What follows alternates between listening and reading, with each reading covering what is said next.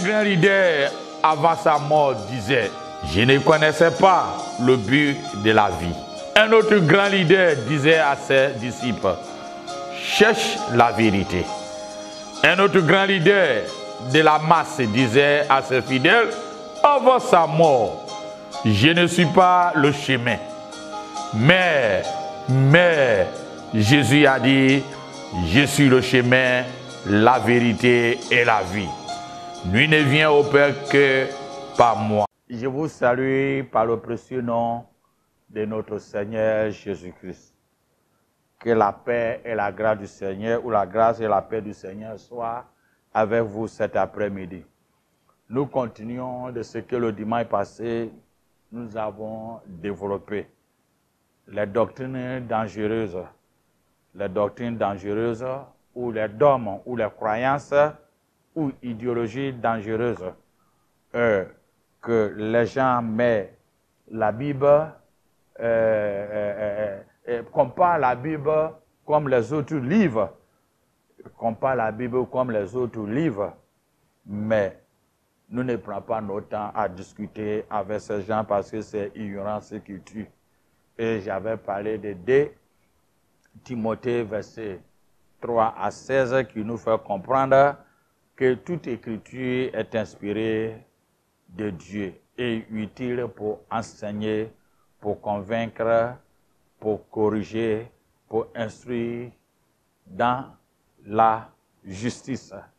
Et j'avais dit que toute écriture est inspirée, vient du mot grec pasa, graph, thio, pinestos. Pasa, graph, thio, pinestos, qui est toute écriture, sans distinction, pas un seul mot.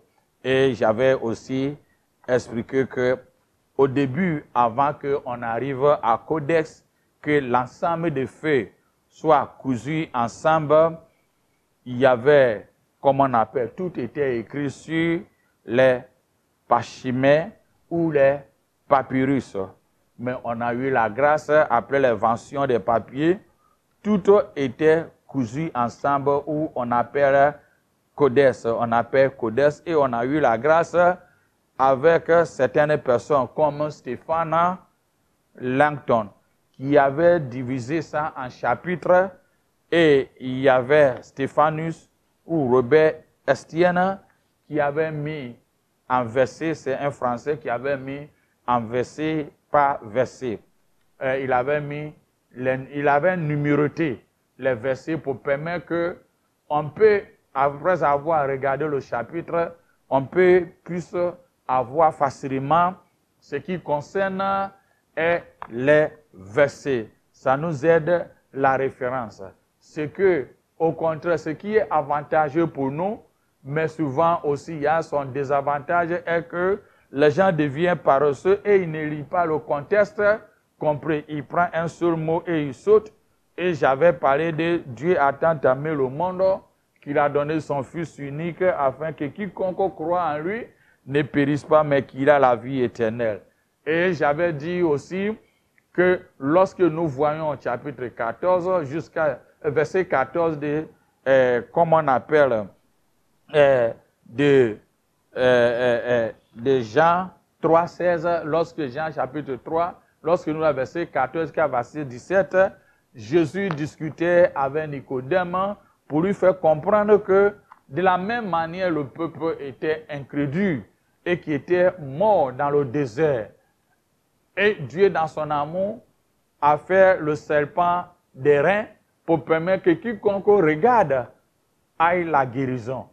Mais c'est paradoxal. Paradoxal parce que Dieu n'a pas enlevé la mort. Mais il dit celui qui regarde. C'est pareil. À quiconque croit et regarde Jésus par la foi, a la vie éternelle. A la vie éternelle. Donc si tu ne crois pas, tu n'auras pas la vie éternelle. C'est pourquoi il nous fait comprendre que il a le chemin. Il a le chemin. Et j'aimais beaucoup ce que l'un des pères d'église catholique a dit, un philosophe catholique a dit, mais ça m'étonne que les gens ne l'utilisent pas. Il a dit ceci, c'est Thomas d'Aquin. Il a dit ceci, la récompense de la foi est au-delà de notre compréhension.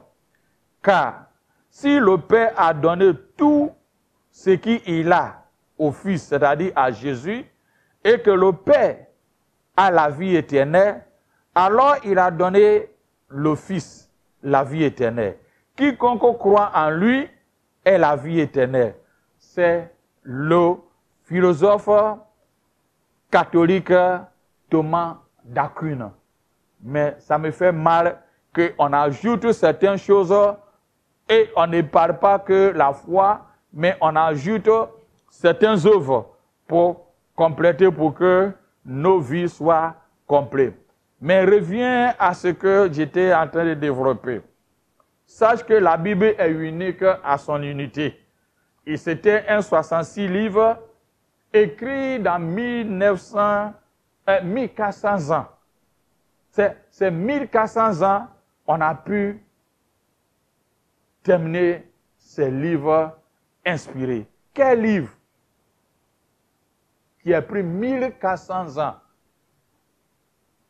pour permettre que ces livres soient mis ensemble avec 40 différents auteurs, 40 différents écrivains ou auteurs dans différentes époques, des différentes périodes, différents empires, dans l'Ancien Testament jusqu'au Nouveau Testament, dans des différentes périodes. Et il y a des différences, il y a d'autres, ça fait 50 ans avant que l'autre écrit. D'autres, ça fait un siècle avant que l'autre écrit. Mais ensemble, dans ce livre-là, est unique et qui n'est sous aucun chagrin, ni faille, ni défaillance.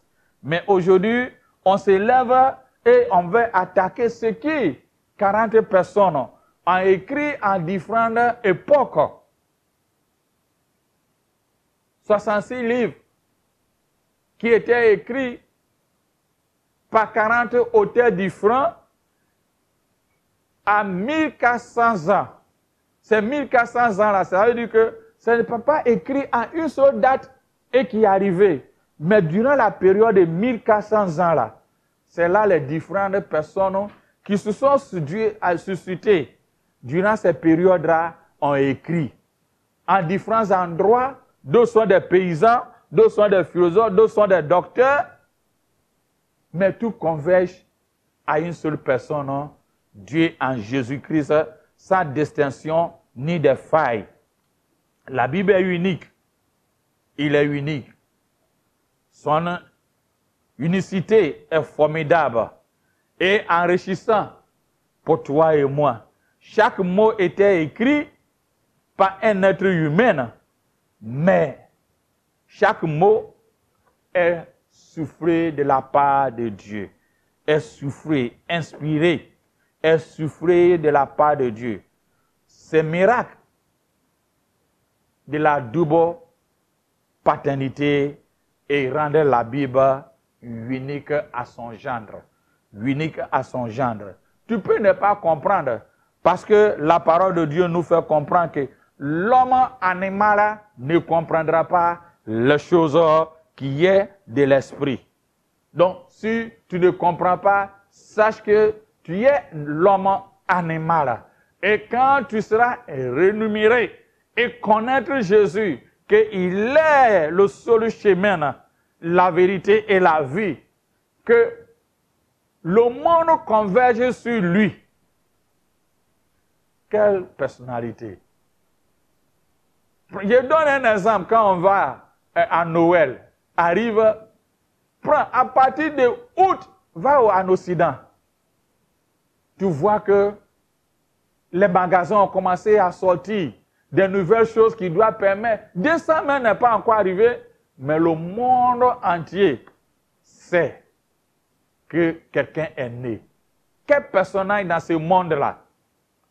Ou depuis la création de ce monde que toi tu connais. Et aujourd'hui tu te lèves, tu polémiques, tu trouves un peu des choses à manger, tu trouves le souffle que tu as, te revendiques de n'importe quoi. Mon bien-aimé, baisse-toi et connaître et sache que la Bible est unique à son genre, inspirée de la part de notre Seigneur pour toi et moi. 1 Thessaloniciens chapitre 2, verset 13 dit ceci. C'est pourquoi nous rendrons continuellement grâce à Dieu de ce qu'en recevant la parole de Dieu, que nous vous avons fait attendre. Vous l'avez reçu, non comme la parole des hommes, mais ainsi qu'elle est véritablement comme la parole de Dieu qui agit en vous qui croit. Si quelqu'un vient s'asseoir et puis il parle de ses sottises, regarde-lui d'abord dans son contexte. Il ne croit pas, il est un homme animal. Alors, laissez-lui avec sa pensée limitée. Paul, après 60 ans de Jésus-Christ, de notre ère, a écrit à une église, il dit, ce que vous avez cru, c'est la parole de Dieu. La Bible, paternité de l'Écriture, lui a conféré une autorité, surtout en mettant de nouveau. Nous donnons un livre qui nous guide nos vies, tout le long de nos vies. La Bible nous donne l'inspiration, le souffle, et qui nous guide dans nos vies. L'une des objectifs soulevés par les critiques d'inspiration biblique est que la Bible n'est pas la parole de Dieu, mais qu'elle contient la parole de Dieu. Fais attention à ceux qui proclament ou qui disent ils sont des destructeurs de foi. D'autres disent la Bible, il y a des parties qui comprennent, qui est l'inspiré de Dieu, mais il y a certains parties qui n'est pas inspiré.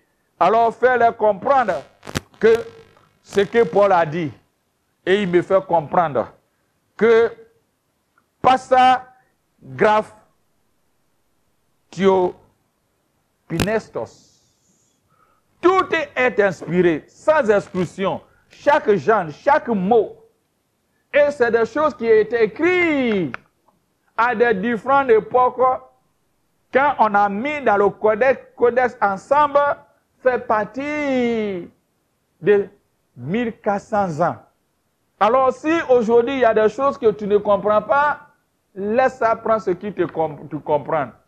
Mais n'induis pas les autres dans les erreurs. Un jour, Dieu va te demander ce que tu es en train de dire. Si tu es arrivé à voir certaines choses, reste calme. Tu n'es pas le Créateur. Il sait ce qu'il a fait et il sait ce qu'il a dit. Luc 24, verset 44 à 45, il dit ceci. C'est là ce que je vous disais lorsque j'étais encore avec vous, qu'il fallait que s'accomplisse tout ce qui est écrit de moi, dans la loi de Moïse, dans les prophètes et dans les psaumes. Il y a aussi des fausses interprétations qui disent vous êtes des dieux, vous êtes des dieux.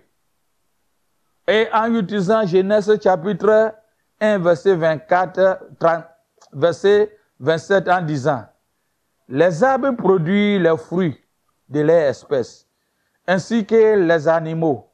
Dieu vous a créé à son image. Donc, vous portez l'image de Dieu. Donc, nous sommes petits dieux. Et il affirme pas ce que dit dans l'écriture de Psaume 82, verset 6, en disant, j'avais dit, vous êtes des dieux, vous êtes tous des fils de Dieu. Cette utilisation du mot Dieu pour désigner des humains est rare dans la Bible. Mais on la trouve d'ailleurs dans l'Ancien Testament. Par exemple, lorsque Dieu a envoyé Moïse à Pharaon, il a dit, regardez, je t'établis comme Dieu à Pharaon. Dans Exode chapitre 7, verset 1. Cela signifie simplement que Moïse, en tant que messager de Dieu, prononçait les paroles de Dieu et sera donc un représentant de Dieu auprès du roi. Mais il n'est pas Dieu, un messager de Dieu. C'est là est la signification. Et le mot hébreu utilisé est Elohim, qui est aussi traduit juge. Et qui confirme ce que Exode chapitre 21, verset 6 et chapitre 22 dit. Ainsi que verset 8 et verset 9. Le mot a un sens large est utilisé lorsque l'homme agit à la place de Dieu. L'homme est représenté à la place de Dieu. Donc, tout l'intérêt de Psaume 82 est que nous sommes des juges terrestres. Et les juges terrestres doivent agir avec impartialité et vraie justice. Parce que même les juges doivent se tenir un jour devant le juge. Quand tu continues dans le verset 6 et 7, avertise les magistrats humains que aussi doivent être jugés. J'ai dit, vous êtes des dieux, vous êtes tous les fils du Très-Haut. Mais ça ne vous dit pas que vous êtes réellement Dieu. Aujourd'hui, les gens vont à l'église où ils attendent ce mot. Non, on a le Dieu en nous. Sache que c'est l'esprit de Babylone qui met Dieu hors. Et c'est la philosophie des nouvelles pensées, New Age, philosophique de l'Orient, infiltré à l'église, qui dit non, nous sommes des dieux. Sache que tu es Dieu en toi. C'est un démon qui est en toi, tu n'es pas Dieu. C'est un démon qui est en toi. Celui qui te dit tu es Dieu en train d'inculquer le démon en toi. Sache, dès l'origine, Satan a dit à Adam et Ève, dans Genèse 3, verset 5, mais Dieu sait que le jour où vous en mangerez, vos yeux s'ouvriront et que vous serez comme des dieux. Connaissez le bien et le mal. Verset 24 du même chapitre 3 dit ceci. C'est ainsi que Dieu chassa Adam et le mit à l'orient du jardin. Les chérubins qui agitaient d'une épée flamboyante pour garder le jardin. Ils ont mangé, ils sont devenus Dieu et Dieu les a chassés. Dans Ézéchiel chapitre 28, verset 2, dit ceci. Fils de l'homme, dit au prince de Tyr, ainsi parle le Seigneur l'Éternel, ton cœur s'est élevé et tu as dit, je suis Dieu. Je suis assis sur le siège de Dieu, au sein des mers. Toi, tu es homme, non Dieu. Tu prends ta volonté pour la volonté de Dieu. Ésaïe 44, Ésaïe 14, verset 12 dit, te voilà tombé du ciel, astre brillant, Satan, fils d'Orion, tu es abattu à la terre. Toi, vainqueur des nations. Le jour où Satan se réclamait Dieu, Dieu l'a chassé. Il n'est plus sa place dans le ciel. Il n'a même pas ces privilèges que toi et moi nous avons, que même quand bien même tu tombes, tu peux demander pardon. Il est condamné à mort. Pour lui, il n'y a pas cet esprit de métanoïa, la repentance, non. Condamné à mort. Celui qui te dit tu es Dieu ou petit Dieu, ça n'existe pas dans la Bible. Ce que la Bible parle, il parle de magistrat, il parle de juge, mais il ne te fait pas Dieu. Sache qu'ils sont en train d'inculquer un autre esprit de hautain de Babylone en toi, un autre esprit de cupidité, d'immoralité, de l'orgueil, de fausses doctrines, d'hommes qui circulent. Il y a ceux aussi qui disent, Dieu ne peut rien faire sur cette terre. Mais bien avant ça, dans Luc 10, verset 18, Jésus a dit, je voyais Satan tomber du ciel comme un éclat. Alléluia. D'autres disent, Dieu ne peut rien faire sur cette terre, à moins qu'il demande la permission de l'homme. Si l'homme ne prie pas, l'homme ne fait rien, Dieu ne ferait rien sur cette terre. C'est une fausse expression. Dieu est Dieu, il fait ce qu'il veut. C'est pas ce qu'il doit nous demander permission. On dit comment la terre Dieu a donné à l'homme, Dieu ne peut pas agir dans ce monde, à moins que l'homme même fasse sa volonté d'abord avant que Dieu agisse. C'est une fausse doctrine. Psaume 115, verset 3 dit, notre Dieu est au ciel. Il fait tout ce qu'il veut. Psaume 135, verset 6 dit, tout ce que l'Éternel veut, il le fait. Dans les cieux et sur la terre, dans les mers et dans tous les abîmes. Ça ne te rend pas d'être Dieu. Il y a une autre force doctrine qui dit, Satan est le maître de ce monde. La juridiction légale de ces planètes appartient à Satan. Je te dis non et non et non et non. Dieu n'a pas donné la juridiction de ce monde à Satan. La juridiction, le pouvoir de juger, de dire le droit, de la justice, d'attendre le pouvoir appartient à notre Dieu, seul, pas Satan. Psaume 24, verset 1 à 2 dit, à l'Éternel, la terre et ce qui est raffine, le monde et ce qui l'habite, car il a fondé sur la mer et affirmé sur les fleuves. Le temps ne me permet pas à continuer. On va continuer sur des différentes fausses doctrines qui arrivent. D'autres aussi appliquer les hérésies que les pères de l'Église ont laissées, ont enlevées concernant le docétisme, qui dit le Christ est différent de Jésus. Et quand Christ était sur la croix, quand Jésus était sur la croix, le Christ est parti. C'est le Jésus là qui est humain là qui était là. C'est une fausse doctrine. Et tu vois certains prédicateurs, ils parlent, quand ils prêchent, ils mettent la différence entre Christ et Jésus. Sache, ignorance tue. Il n'y a pas de différence. C'est inséparable. C'est inséparable. Ce qui était tombé.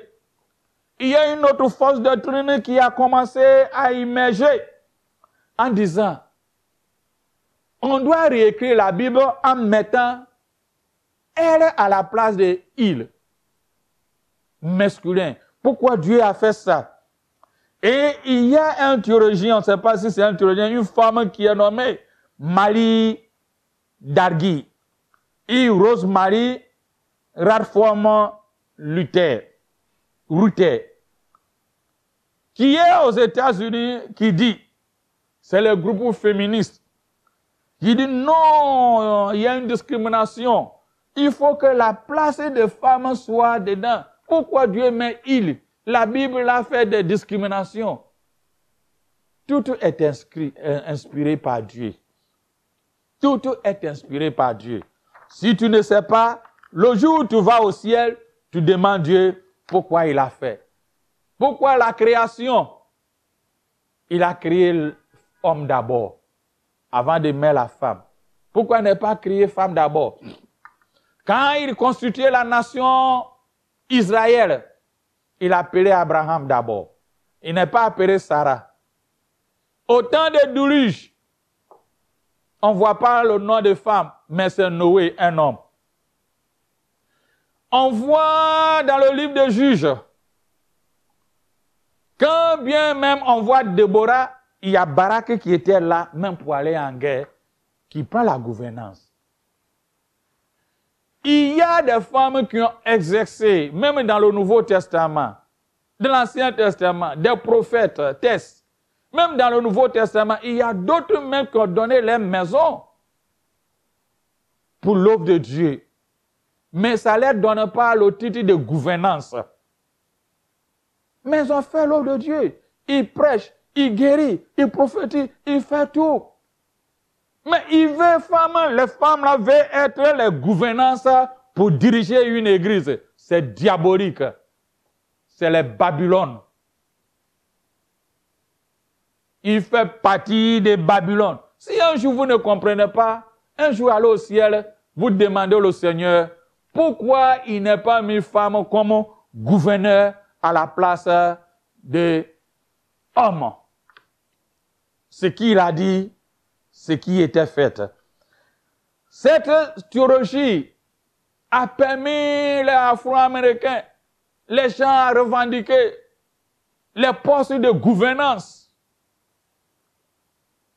Il faut qu'il paraît qu'ils sont là. Quand bien même l'homme et femme sont mariés pour faire l'œuvre, la femme divorce parce qu'elle doit paraître à elle seule.